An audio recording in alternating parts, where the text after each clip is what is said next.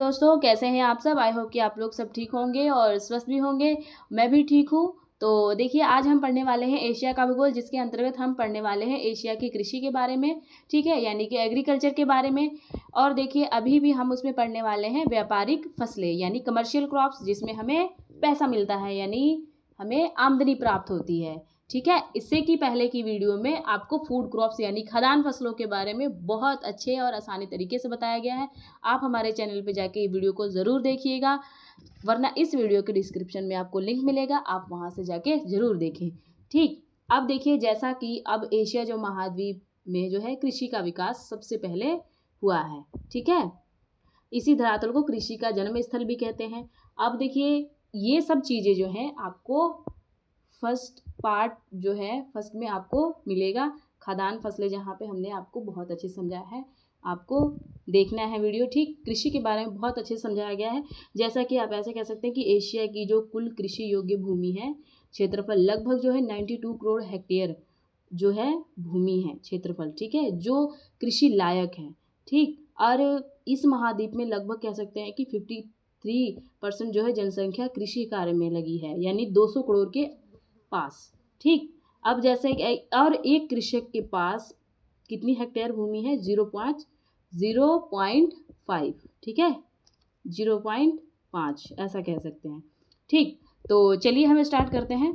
तो देखिए प्रमुख फसलें हमारे एशिया की जो प्रमुख प्रमुख फसलें हैं वो दो हैं, ठीक है? कौन कौन सी हैं? खाद्यान्न फसलें और व्यापारिक फसलें। खाद्यान्न फसलों के बारे में मैंने आपको बता दिया है कि आप चैनल पे जाके देखिए, और ये अभी हम सेकंड पढ़ रहे हैं व्यापारिक फसलें। अब देखिए हमने खाद्यान्न फसलों में भी क्या क्या पढ़ा है? चावल, गेहूँ, मकई और सोयाबीन के बारे में। अब देखिए व्यापारिक फसलों यानी जैसे हम फूड क्रॉप्स बन यानी कि जो खाद्यान्न फसलें हैं जिसको हम ग्रहण करते हैं, ठीक? अब व्यापारिक फसलें हैं, अब देखिए चाय वगैरह भी है, इसे भी हम करते हैं लेकिन पीते हैं, ठीक है? जैसे कपास हो गया, ठीक है, गन्ना हो गया, ये सभी क्या है? कमर्शियल क्रॉप्स हैं। अब देखिए एशिया महाद्वीप में 20वीं शताब्दी से व्यापारिक फसलों का उत्पादन प्रारंभ हुआ है। अंतर्राष्ट्रीय व्यापार के विस्तार के साथ साथ व्यापारिक कृषि की प्रचार भी एशिया महाद्वीप में बड़े पैमाने पर होने लगा है। विदेशी मुद्रा अर्जित करने के लिए व्यापारिक फसलों का उत्पादन किया जाता है। एशिया महाद्वीप में यहाँ की कुल कृषि योग्य भूमि के 25% भाग पर व्यापारिक फसलों का उत्पादन किया जाता है। इस महाद्वीप के अनेक व्यापारिक फसलों के उत्पादन में प्रथम स्थान प्राप्त है। व्यापारिक फसलों में चाय, कहवा, जूट, गन्ना, रबड़, कपास, तंबाकू तथा खजूर विशेष महत्वपूर्ण है। आप ध्यान में रखिएगा कि व्यापारिक फसलों में कौन कौन सी फसलें आती हैं? चाय, कहवा यानी कॉफ़ी, ठीक है, जूट, गन्ना, रबड़, कपास, तंबाकू तथा खजूर विशेष महत्वपूर्ण है। अब देखिए किसको किसको पता था कि कहवा को कॉफ़ी बोलते हैं, कमेंट बॉक्स में ज़रूर बताइएगा, ठीक है? अब देखिए चाय। अब देखिए व्यापारिक फसलों में, ठीक है, व्यापारिक फसलों में चाय एशिया का मूल पौधा है। यह बागाती कृषि के अंतर्गत उत्पन्न होने वाला प्रमुख पेय पदार्थ है, पीने वाला पदार्थ है। चीन देश चाय की जन्म स्थली है। चीन में हजारों वर्षों पूर्व से चाय की खेती की जाती है। मानसूनी प्रदेशों के पर्वतीय ढालों का वातावरण चाय की कृषि के लिए अनुकूल है। चाय उष्ण मानसूनी प्रदेशों का पौधा है। अब देखिए उपज की दशाएं, मतलब इसको बोने के लिए कैसा तापमान होना चाहिए, कैसा धरातल होना चाहिए, कैसी वर्षा होनी चाहिए, उसमें कितने जो है श्रम की आवश्यकता, मजदूरों की आवश्यकता होती है, कैसी मिट्टी होनी चाहिए, और ये भी देखेंगे कि उत्पादन में जो है कौन कौन से देश जो है इसमें एशिया में जो है अपना भाग देते हैं, कितने परसेंट देते हैं, ठीक है? तो बताते हैं आपको। अब देखिए उपज की दशाएं, ठीक? अब देखिए इसमें होता है कि ग्रोइंग कंडीशन, मतलब बोने के लिए, अब देखिए बढ़ने के लिए चाहे बोने के लिए, अब जो भी कहें। अब देखिए इसके लिए तापमान जो है एक ये जो है ये मानसूनी पौधा है, ठीक, जिसके लिए साधारणतः ऐसा कह सकते हैं कि उच्च तापमान 24 डिग्री सेंटीग्रेड से 34 डिग्री सेंटीग्रेड के पास होना चाहिए। और इसको मतलब उगाने के लिए चाय को हमारे पास कितना टेम्परेचर होना चाहिए? 24 डिग्री सेंटीग्रेड से 34 डिग्री सेंटीग्रेड इसके लिए आवश्यक है, ठीक। चाय की जो फसल के लिए जो है जो है धूपदार मौसम उपयुक्त है, मतलब कि धूप रहनी चाहिए। पाला इसके लिए घातक है। जैसे समझ लो, जैसे पाला आएगा समझ लो इसको लगेगा कि हाँ हमें एक संकट आ रहा है, ठीक है। इसके लिए धूप होनी चाहिए, ठीक। और ठंडे देशों में इसका उत्पादन नहीं किया जा सकता, ठीक है। जो चाय है इसका उत्पादन नहीं कर सकते हैं। आप ध्यान में रखिएगा, इसके लिए तापमान कितना होना चाहिए, 34 डिग्री से 34 डिग्री सेंटीग्रेड, ठीक है। अब ध्यान में ये भी रखिएगा कि इसके लिए धूप आवश्यक है, ठीक। जहाँ पे ठंडा ज़्यादा होता है, जहाँ पे ठंडे देश हैं वहाँ पे ये नहीं होता है, ठीक। अब देखिए वर्षा कितनी होनी चाहिए इसके लिए। अब देखिए जो चाय का पौधा है जल प्रेमी होता है, मतलब इसके लिए जल चाहिए होता है। इसके लिए जो है 200 से 500 सेंटीमीटर वर्षा वाले जो क्षेत्र हैं इसकी उपज के लिए अच्छी है। क्या है, 200 से 500 सेंटीमीटर, ठीक है।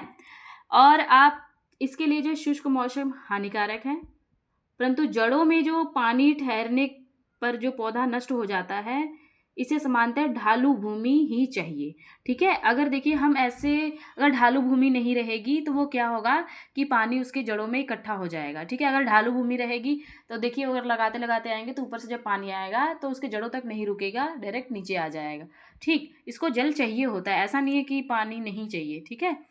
अब देखिए धरातल कैसी होनी चाहिए, ज़मीन कैसी होनी चाहिए। चाय की कृषि के लिए 1000 से 1800 मीटर के बीच का साधारण पहाड़ी ढालों का जो है क्षेत्र महत्वपूर्ण है, ठीक।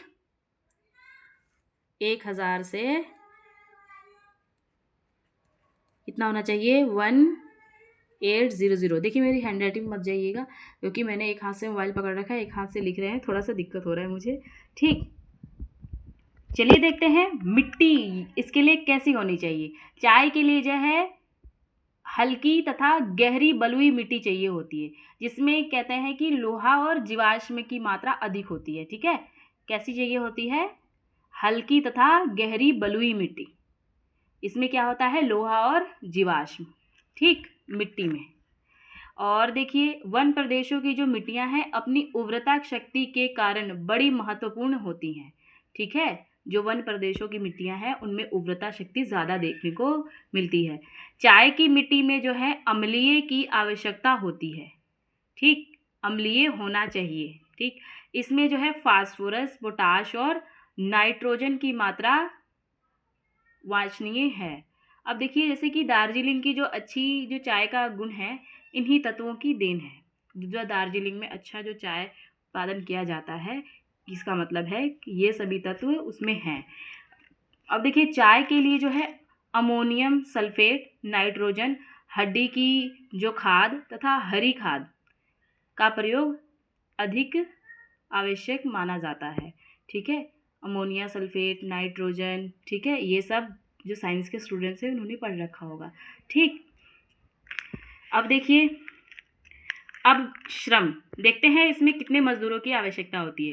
अब देखिए जो चाय की खेती में संबंधित जितने भी अनेक कार्यों के लिए सस्ते, कुशल और महिला श्रमिकों की आवश्यकता पड़ती है, ठीक है। हम देखिए हम ही जैसे करते हैं, हम जितने भी कृषि वगैरह करते हैं हम सोचते हैं कि जितने मजदूर हैं कम से कम दामों में मिल जाए तो ज़्यादा अच्छा है, ठीक है। पर ऐसा नहीं होना चाहिए, ठीक। सबका एक फिक्स रेट होना चाहिए, जबकि है भी, पर कई कई जगह ऐसी भी हैं कि जो बहुत बहुत कम दामों में मजदूरी करते हैं। अब देखिए इसमें क्या है, महिला की आवश्यकता होती है। वैसे भी आपको बता दें किसी भी सेक्टर में चली जाएं महिलाएं, उनकी जो है सैलरी कम ही रहती है, ठीक है। मेल की अपेक्षा में जो फीमेल की जो सैलरी होती है कम ही होती है। तो इसमें भी जो है महिला श्रमिकों की आवश्यकता, श्रमिक यानी कि मजदूरों की आवश्यकता पड़ती है। अब इसकी खेती जो है मशीनों द्वारा भी की जाती है। जैसे चाय के लिए पत्तियां चुनने, गरम करके सुखाने और डिब्बों में भरकर भेजने के लिए सस्ते और निपुण मजदूरों की आवश्यकता होती है। और इसी कारण जो है चाय उत्पादन देश अधिक जनसंख्या वाले देश ही हैं, ठीक। अब देखिए अब प्रोडक्शन की बारी, ठीक। मजदूरों के बारे में तो जान लिया, अब प्रोडक्शन देखिए मजदूरों के बारे में तो आप खुद ही लिख सकते हैं, हर किसी चीज़ में आपको पता होगा, ठीक है। अब देखिए यही वाला चलेगा, उसमें भी कहवा में भी तापमान, वर्षा, मिट्टी, ठीक है, आगे हम नेक्स्ट कहवा के बारे में पढ़ने वाले हैं, कॉफ़ी के बारे में। ठीक, अब देखिए इसमें उत्पादन यानी जो प्रोडक्शन है, एशिया में जो है 90% चाय का उत्पादन होता है। ठीक, भारत का ही नहीं बल्कि जो विश्व के सबसे बड़ा जो चाय उत्पादन देश है, भारत के अतिरिक्त जैसे श्रीलंका, चीन, Japan, Hind Asia, Myanmar, Philippine, Taiwan, Bangladesh, Pakistan, ये जो सभी हैं उत्पादन के देश हैं। ठीक है, अब चलिए थोड़ा सा भारत में जान लेते हैं कि उत्पादन का क्या है, कितना हो रहा है उत्पादन। देखिए विश्व की जो 35% तथा एशिया की जो है 38 जो % है चाय का उत्पादन भारत में किया जाता है। ठीक है, अगर हम देखें विश्व की दृष्टि से देखें तो भारत जो है 35% जो है उत्पादन कर रहा है चाय का। ठीक है, लेकिन भारत का कितना कर रहा है, 38%। अब देखिए भारत में जो चाय उत्पादन के जो प्रमुख क्षेत्र हैं, जैसे असम की पहाड़ियाँ, पहाड़ी तो ढाल भी होगा, ठीक है, असम की पहाड़ियों की ढाल, ठीक, ब्रह्मपुत्र की घाटी, अल्मोड़ा एवं गढ़वाल श्रेणियाँ, ठीक है, ये सभी उत्तराखंड के हैं, और कुल्लू की घाटी, पश्चिमी बंगाल के पर्वतीय ढाल, छोटा नागपुर का पठार और नीलगिरी पर्वत।